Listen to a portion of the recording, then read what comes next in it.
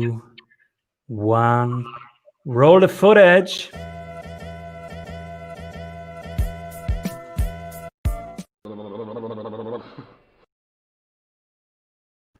Hello, everybody. Welcome to the Strategy Show. I'm your host, Simon Severino.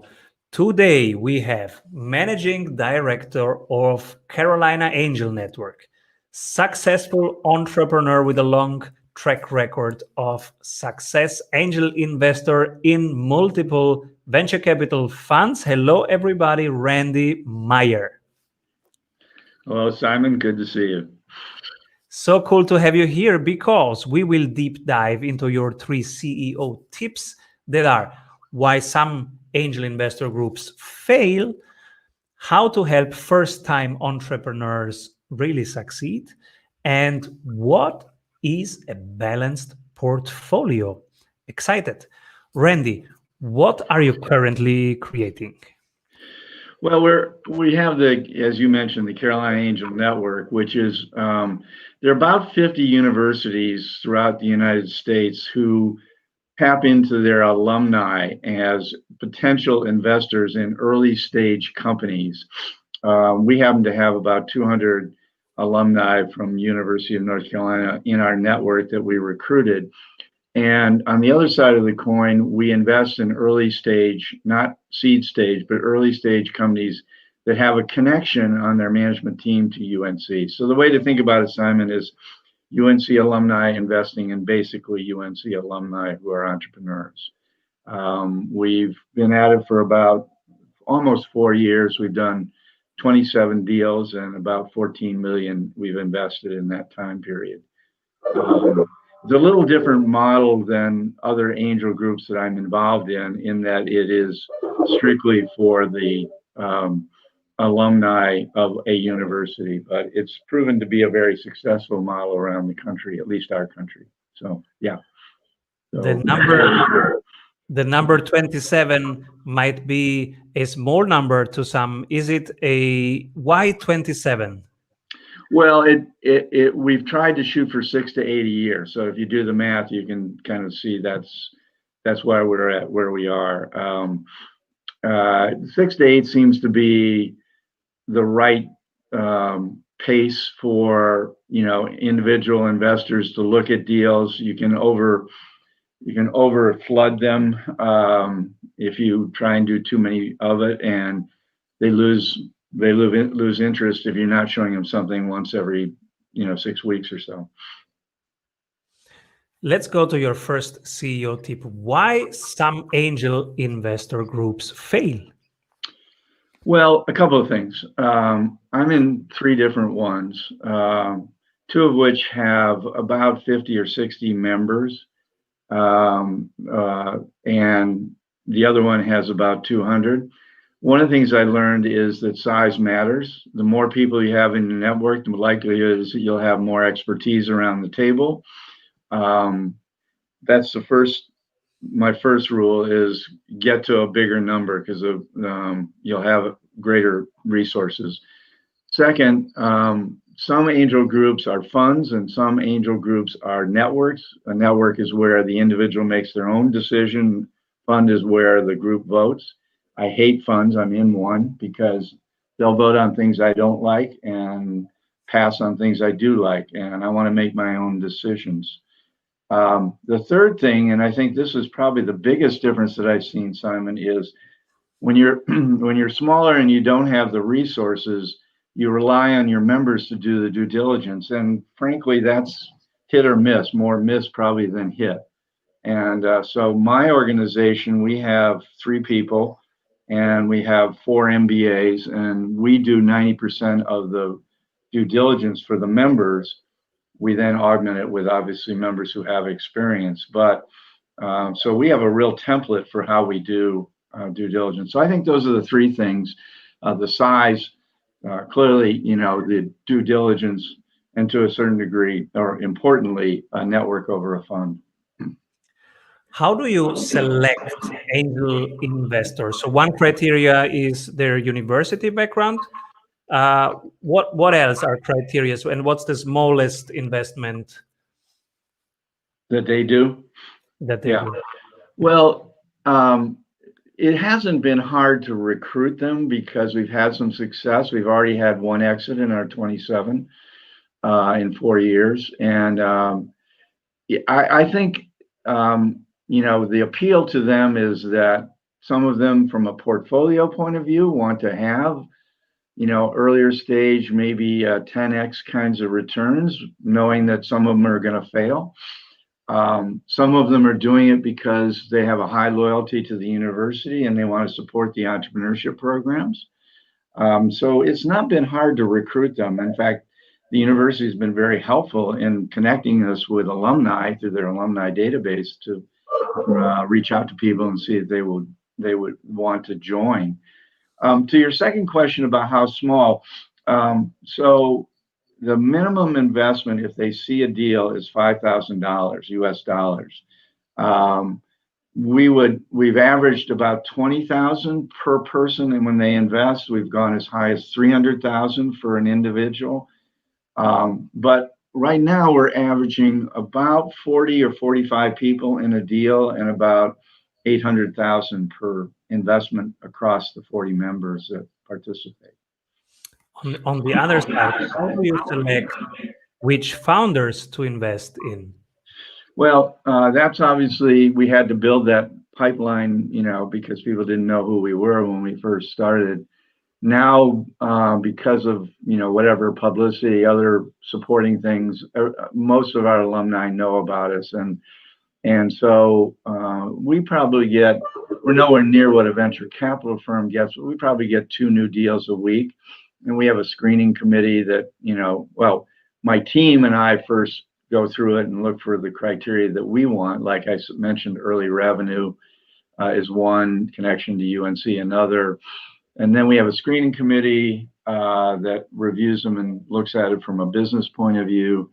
And if it makes it through that, then we're going to bring it probably to the membership. So it's a funnel, as you would expect in any angel, network. Before we go to your second CEO tip, how to help first-time entrepreneurs succeed, we pass through the segment of this show that we call the Strategy Award.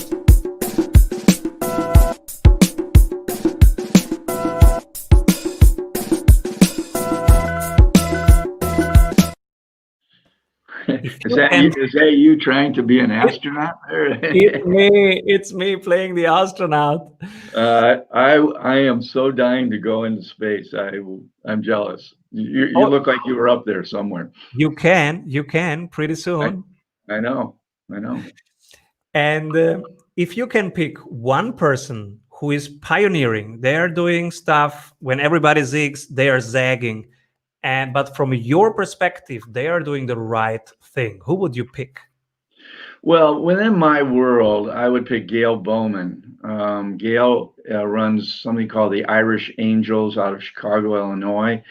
Gail is the first one to sort of develop the university-based angel network. She's our guru in the major universities around the country. If when we got started, we tapped Gail, so she would be my choice, Simon. I know it's a specific. Well, anytime you're pioneering a program, now we're talking about on the angel investing side. I'm not talking about entrepreneurs and success stories there. I'm talking about how you create a new vehicle for increasing the pool of investment funds.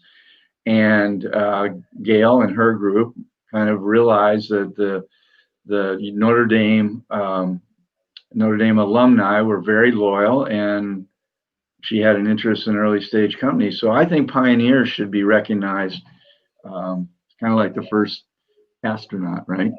Thank you. Yeah. So Gail Bowman.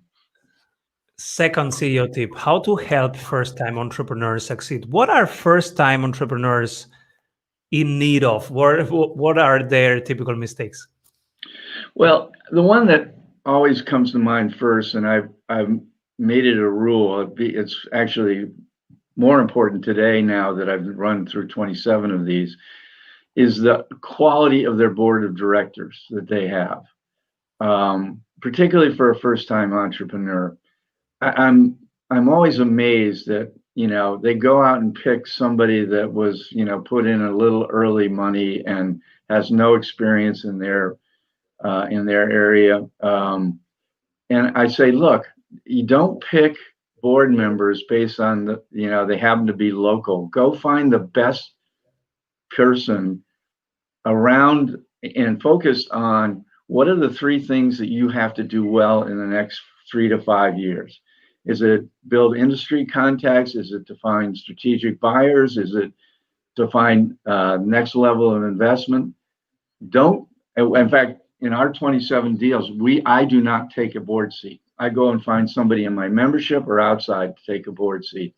And for first-time entrepreneurs who are going to make mistakes, having a great board is paramount in my mind. So that would be number one, Simon. The second is know your metrics really well.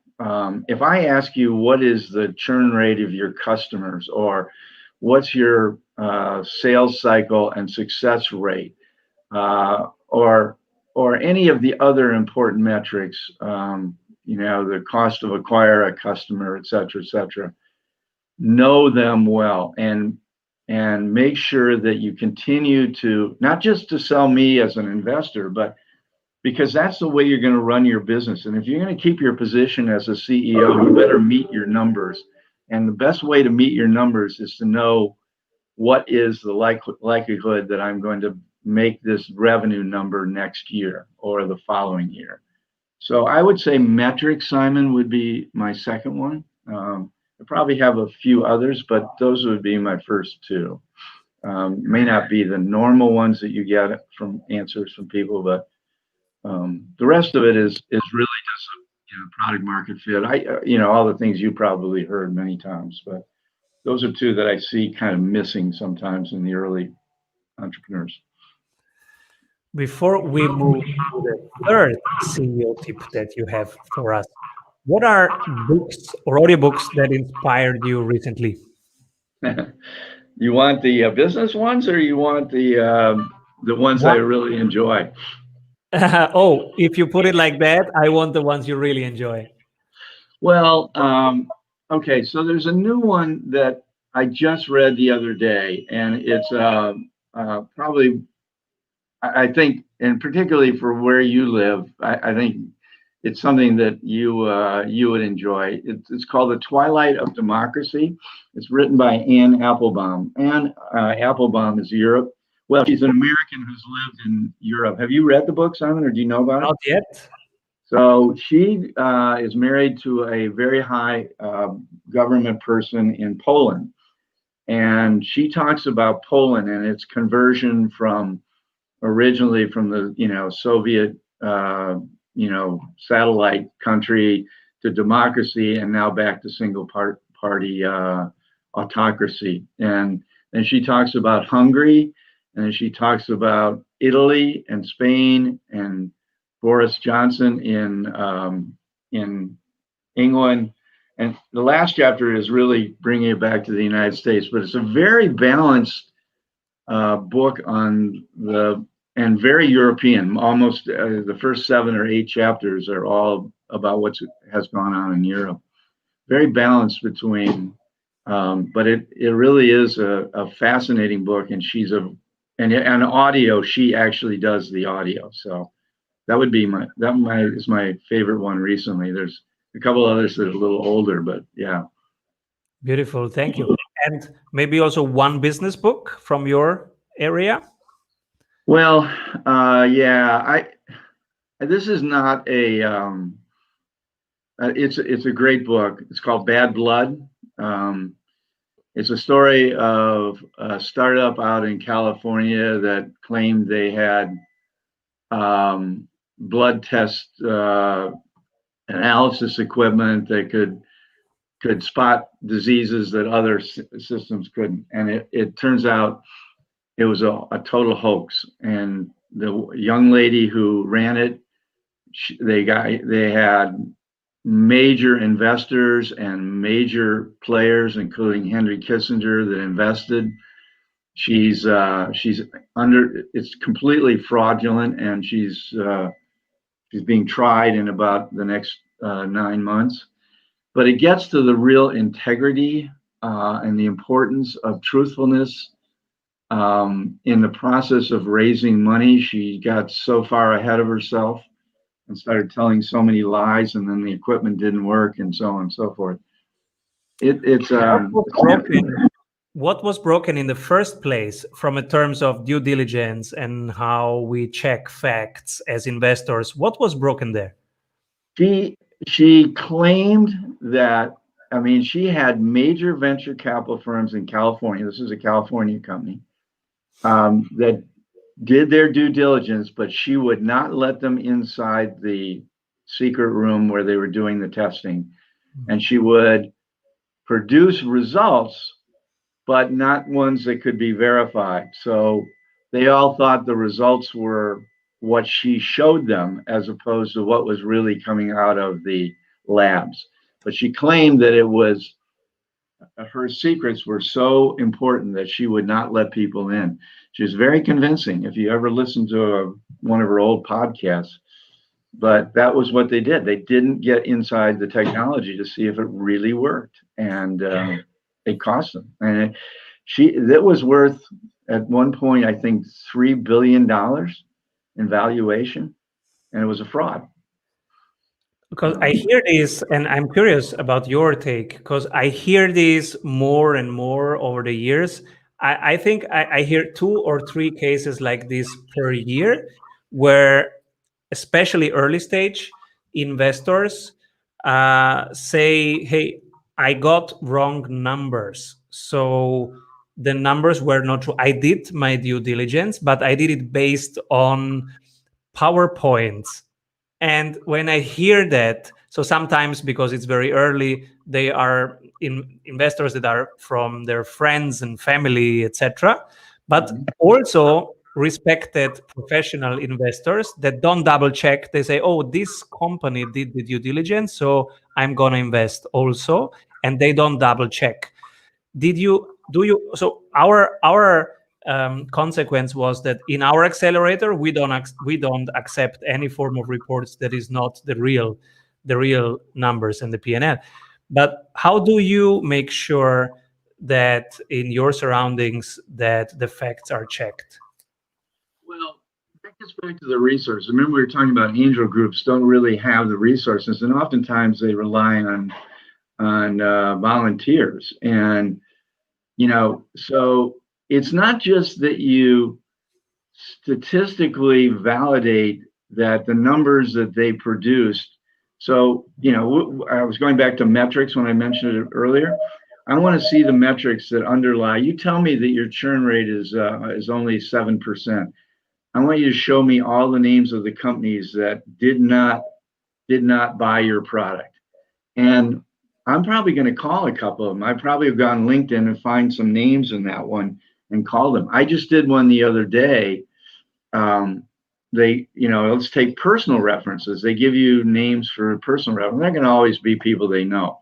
So this company had been sold to another bigger player, and I went to LinkedIn, found a contact through myself into that bigger company, and I found out there was a real problem in the transition that went on, and they wouldn't have told me about it. So you got to be skeptical when you're doing due diligence. You've got to be questioning, what if this number isn't right? And then how do I go in and validate that their churn rate or their sales success rate or whatever it might be is actually valid? And who am I going to call? Because you can't just go by their numbers or their personal references. You have to go underneath that to be able to get to it. But people still make mistakes, by the way. So don't get me wrong. It can be, obviously, that's a perfect example, bad blood of Yeah. major firms. Your CEO tip number 3: what is a balanced portfolio? I assume by that you mean for an individual investor, or are you talking about for an angel group? Which one would you like me to answer? Both. Okay. Well, I think, I don't know, you have a European perspective, but I know that in this country, most senior financial advisors will tell you 90% in stocks and bonds and so on, but 10% in alternate investment category. Some people think of real estate as in that category, and also I think early stage investing is in that category. So I usually ask people, so what part of your portfolio is whatever is in this alternate category. But importantly, then I'll say, okay, what I want you to do is set aside. I don't care. We'll call it $100,000 or $200,000, and I want you to know that you're going to invest that over 5 years. So let's say it's 200,000. That's $40,000 a year. So I don't want you betting $100,000 on the very first deal you do. I want you to allocate as you go, because first of all, you're going to see that deal probably come back around for a second round, and you got to have, money to invest in that. That's actually a good way to invest. So tell me what the number is, and then make sure that you stay within that limit on each deal that you do.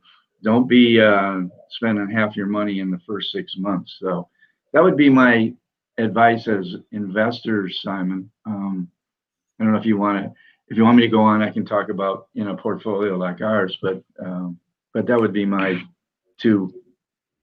Thank you. Absolutely. And let's go also on the VC portfolio side. What is a balanced approach there? Well, we chose right from the beginning not to invest in seed stage or pre-seed stage deals. So everybody that we invest in basically has a product that works, and in almost every case, early customers or early revenue. The probability of success at a seed stage versus customers you can talk to and can validate that the dogs will eat the dog food, you lower the risk. So I always want the portfolio to have customers, revenue, and or one or the other, or mostly both. But ours are early stage, so we're what we in this country might call Series A investors, knowing that we will probably have 2/3 of our portfolio companies will be back around for a second round, so for Series B, and we want to participate at that level. Then there's a question of whether you balance, you play in one field like let's say SaaS-based IT in B2B, in the business-to-business world, or whether you're going to play more broadly. We tend to play fairly broadly. We've done a biotech. I think you need to realize that biotechs are 1 or 0. They're going to be a long process, and they're either going to succeed or fail. And when they succeed, they can be very big. So you've got to balance that with ones that are likely to be, and so they could be a 20x, 100x, but you got to balance that with some that are 5x or 10x your money. And usually those are SaaS-based B2B businesses that are more sales-oriented. We've done some consumer businesses, which have one has turned out very, very well, and one not very well. It's our only crater in the 27. We don't do real estate. We don't do nonprofits, but otherwise we will look at a category, most of the other categories that you would think of. So that would be the balance for us. What did you recently change your mind about? What is what? Say again. What did you recently change your mind about? Yeah, this last week, we got very far along the line with a telemedicine opportunity, and I reached out to the membership to see if we had any expertise there. It turned out we had 2 people that were in that field. And then because I'm associated with the university and we have a hospital, I found the telemedicine people at the hospital who weren't clients of these people. And then I found 2 people in another network, Angel Network, that we are associated with, who have telemedicine. And their feedback was, this is a overcrowded category, and what they're going after is way too small. There are 3 major players that have all the major hospitals in the US. And even though it's a very hot topic right now, this is probably not the company to do it. So we had gotten pretty far. We were all ready to have a member meeting, and we decided that, after I listened to them last week, I said, my number two, my director, she and I agreed this wasn't for us. So yeah, I can change my mind at the last minute. I wish in at least one case I changed my mind earlier, but that one cratered, and but that was one of our very, very first ones. And so anyway, that's So have the courage to pivot, people. It's a sign of intelligence. well, you let the due diligence tell you what you don't know, and make sure you've done it. And if somebody told me this, they said, well, how do you sort of use your gut to decide whether this is a deal you're going to do? And I said, well, I used to say, whenever I saw a deal, I'd say yes. And then he and I talked about it, and I said, no, I don't go with just yes. I go with hell yes. So, so I let my gut also play a role too, but the due diligence, following the due diligence to the end, not being forced into making a decision when you now have questions. It's harder to do. Who should be my next guest? Well, in the world of venture capital, at least in my world, a guy named David Gardner runs something called Co-Founders Capital, and he's a really good interview. David, he's on his second fund. It's only a $30 million fund, but he's very thoughtful about, and he's very, very focused, by the way, on a specific category. But David's very bright, and I've learned a lot from David over the years. So he would be my take. It's called David Gardner at Co-Founders Capital. Thank you so much. Thank you so much, Randy, for sharing your knowledge and your expertise with us. And come back soon. Well, I'd love to catch up, and best of luck to your program, and